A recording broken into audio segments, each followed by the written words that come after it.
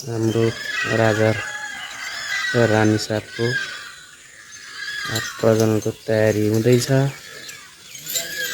राजाले रानीको ब्यालेन्स मिलाउँदै हुनुहुन्छ।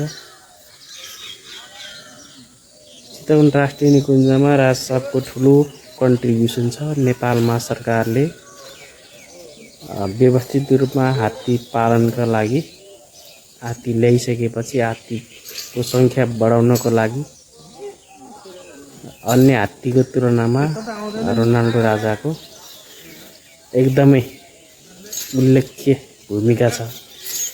अहिलेसम्म अब ज्ञात अज्ञात मार्फत पनि धेरै हात्तीहरूको जन्म हाम्रो रोनाल्डो राजाबाट भइसकेको छ।